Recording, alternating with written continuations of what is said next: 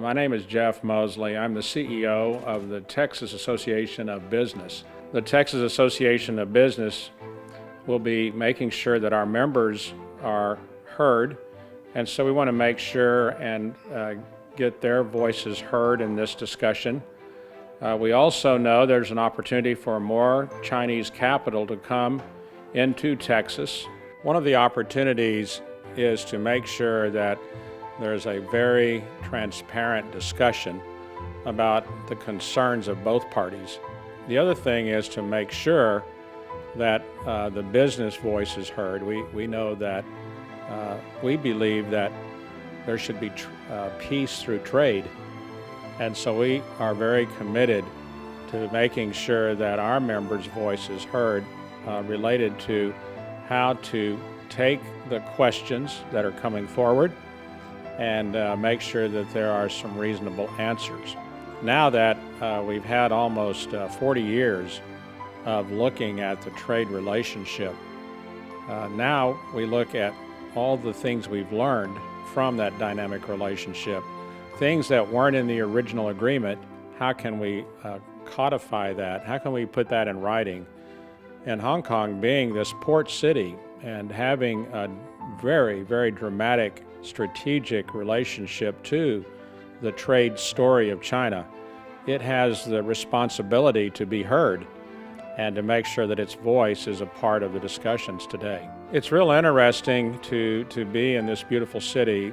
Hong Kong has a rich heritage, and it is strategic because it's a port city and being next to Macau. And so, of course, a port city has a very strong advantage over other cities because they're the logistics hub. This is where the goods are being brought from the manufacturer, from the plants in Shenzhen to go out to be exported to the world marketplace. And other parts will come in to Hong Kong to be sent to manufacturing plants throughout the mainland of China. So Hong Kong is always going to have a very critical strategic role in trade as it has in the past.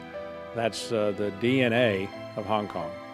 It's real interesting that after Deng Xiaoping opened up China for global trade almost 40 years ago, that the United States and China began working on this foundational agreement. But we also know in 40 years, a lot of things have changed in the global marketplace.